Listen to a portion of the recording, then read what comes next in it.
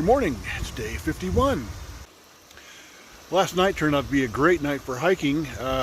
It was, despite all the snow we were hiking through, the temperatures were pretty mild. I don't think it was more than between 50 and 60 degrees even in the evening. We had a super bright moon, so we were able to hike without headlamps, and we made some good mileage. At one point, we saw Goldilocks looked up the hill and spotted two glowing yellow eyes staring down at us from up in the tree line, maybe 75 yards away. And we stood and looked at those for a long time. Silly me, in an attempt to lighten my pack, I sent my binoculars home the day before yesterday. So I wasn't able to look at those eyes up close with binoculars to verify exactly what they were, and based on the terrain that those eyes were coming from and the brightness and the intensity of the reflection, I think it was a pretty good chance it was a cougar looking down at us. So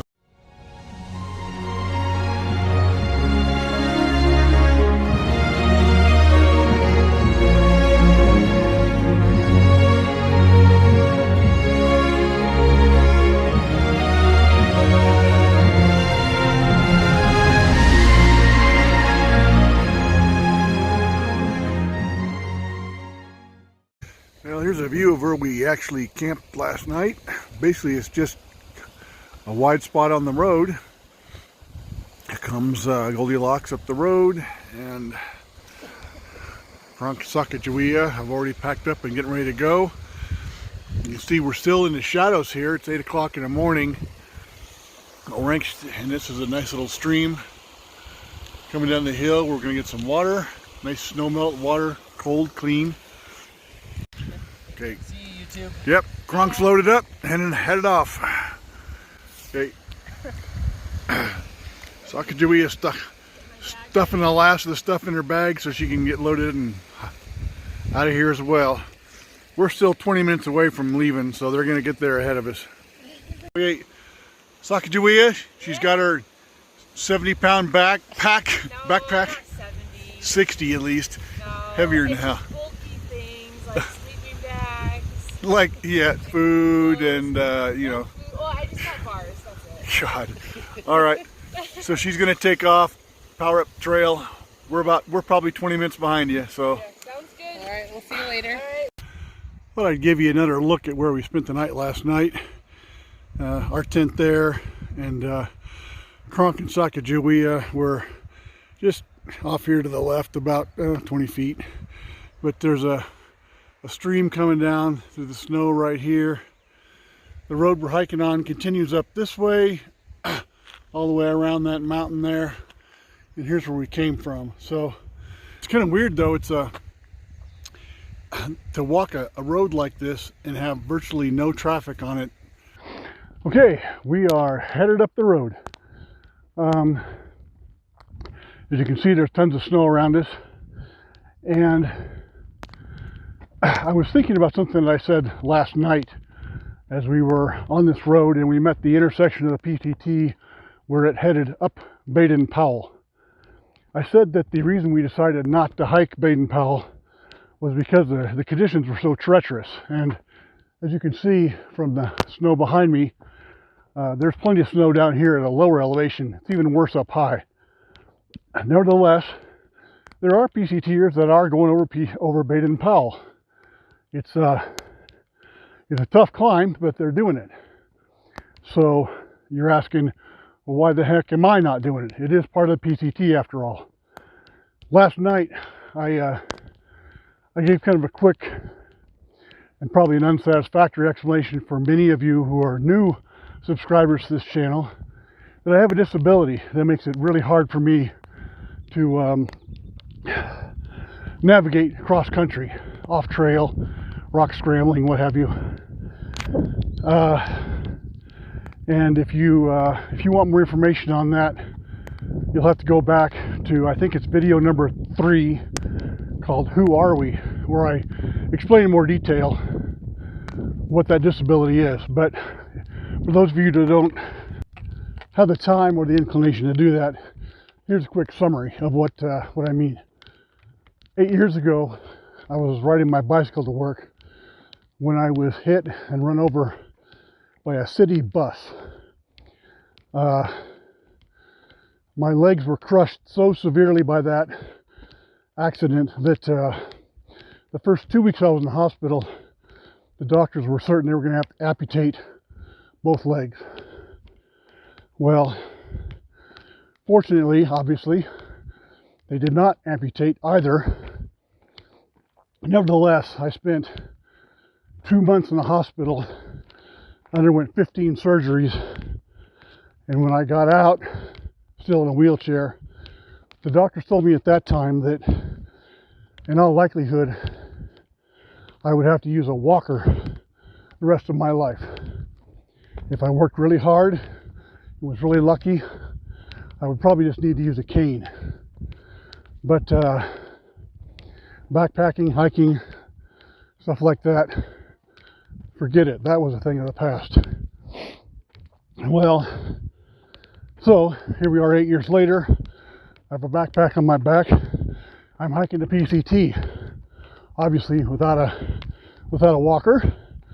And you might say that my trekking poles are a sort of a cane, but I intend to do everything I can to complete the whole trail.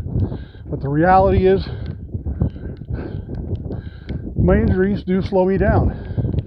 I can't hike as fast as a healthy hiker, certainly not as fast as I could before I got injured, and super hard off-trail hiking is far more difficult for me than the average person. So, hence skipping Baden Powell and doing the walk around. Now, the obvious question many of you have is, what are you going to do when you get to the Sierras? My answer, I don't have an answer for it right now. I intend to try.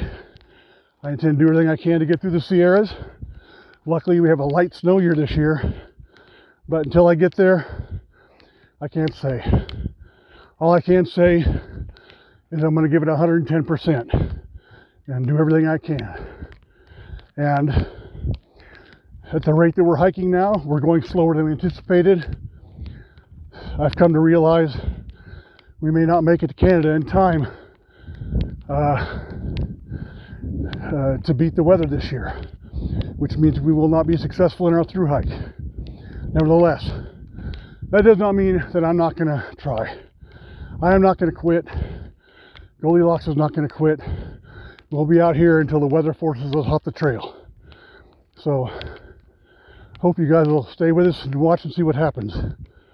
I want to emphasize, I'm not asking for sympathy from anybody. Last thing I want is sympathy. However, maybe a little bit of understanding for my situation would help, because I've already gotten a little bit of heat from people because we bypassed San Jacinto for the same reasons that we skipped Baden Powell. Horrible snow conditions. So, anyway, that's enough talking for now. Thanks for listening. So here's another glimpse of the road. We're walking. We can see, let's see, up in front, Kronk and Sacagawea just out there on the corner. And, well, here comes Goldilocks just around that corner. And the road, I don't know how we can tell it in the camera. Let's see if I can zoom a little bit. Goes around to the base of the mountain there, follows up and keeps going, basically clear out of sight. So that's the road we're walking right now, and it's let's see, it's 10:40 in the morning, so I think we're going to go for probably another 45 minutes. It's already getting pretty darn hot out here, so we're going to find a place to lay up for in the shade of the day, and then once it cools off in the evening, repeat the night hike that we did last night. Here we have the rare endangered snow lizard. They hibernate all summer long in the heat and they wait until winter time to come out, where they live on snow snakes and snow worms. How's it going there, lizard? Staying nice and warm? Yeah, he must be. Smile for the camera. I'm cold just looking at you.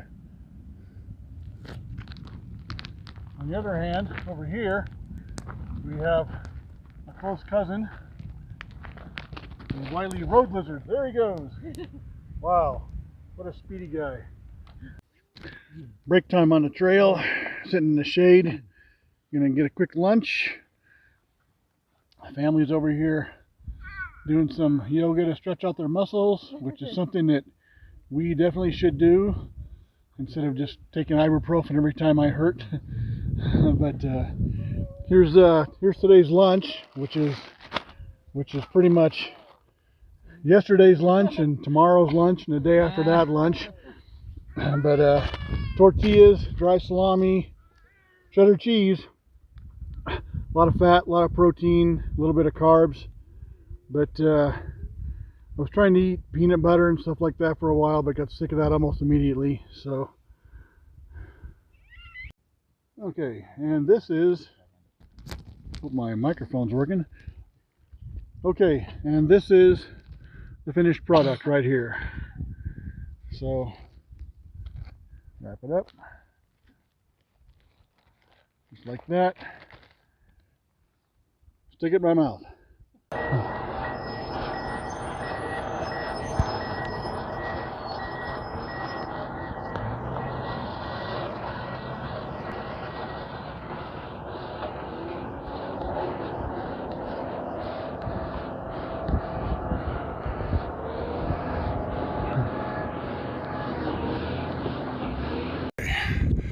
Here's Islip Saddle, and right here you can read the sign.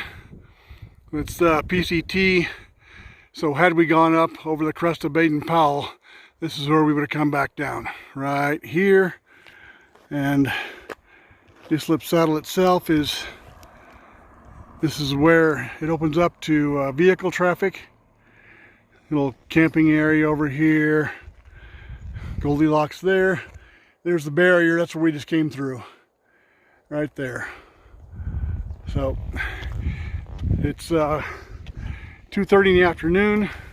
We are going to go find a shady spot to nap for about 4 or 5 hours, and then we are going to go back on the trail and do another night hike like last night. A couple more guys that tackled the peak of Baden Powell today. You can tell how much kicked their ass. Give me your trail names. I'm Port. Okay? I'm Woody. Woody. I already knew that, but I forgot it because I'm so crappy with names. Sorry about that, guys. That's okay. Anyway, you're going to be on my YouTube channel, so... That's nice. What's Say- it called? Channel. Huh? Well, it's Ken and Thia's Outdoor Adventures. Okay, I can't remember that. You can remember that. Tell your parents so they can see you on film. Oh yeah, they'll All be right. happy. Everybody back home, they can see you're still alive. All right, here comes Ames coming off the trail. I look back and I'm like, I don't know if they're gonna follow me this time. Just conquered Baden Powell too. I was like, I didn't. Time is now a little bit after 7 o'clock, and things are getting packed up. Sacagawea just brewed up a bunch of coffee for her and Kronk to have some. Yeah, look at that. Yum. Yeah, that'll be enough to get you guys way down the road tonight. So, where's our coffee? Yeah. I don't know. You look like you need some. I do. It's gonna be another long night, but we're gonna try to get out there and put as many miles in as we can. We're finally making good progress, so we may yet get Kennedy Meadows before I don't know, August 1st. Okay, ready to launch on another night hike, even though it's not yet dark. Yay! Come on, have you right behind us. Yep. See you in a bit. Okay, you'll catch up to us. All right. Okay. put out some miles. Put out some big miles tonight. The Los Angeles DPW precipitation station. I have no idea what the hell that means. But either way, it looks like we're going to be getting off the PCT right here because this is the start of the endangered 5-spotted 3-toed rainbow frog that apparently having a trail that hikers have to walk through its territory is dangerous, too dangerous for the frogs or toads, whatever it is, survival. And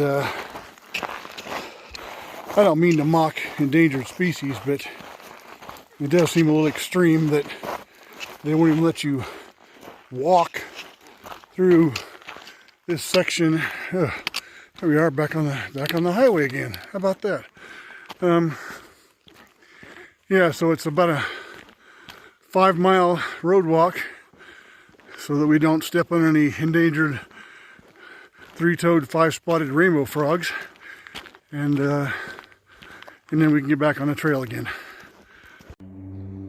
Okay, there's the sign telling us that we have to stay off the PCT, well, for a while anyway, because otherwise this would be the PCT here, but it says trail closed.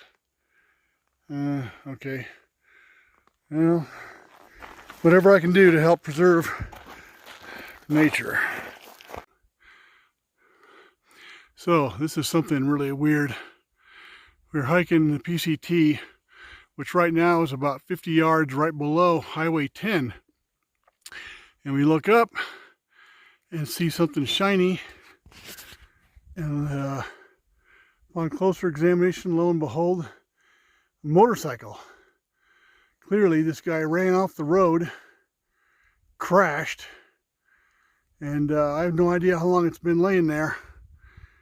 I looked around, I don't see a dead body anywhere close by, so I assume whoever was riding that thing was evacuated, but he never bothered to come back and get his bike, which is pretty crashed.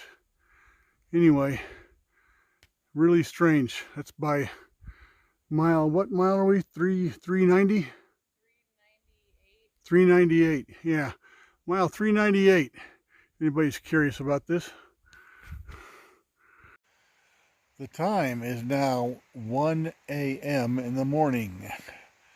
We hiked from 6:30, did we leave? 7 o'clock. 7 o'clock we left. Hiked from 7 o'clock until 12:30. I don't have an exact count of how many miles we hiked today, but we're currently camped at mile 399.5. Only half a mile away from 400 miles.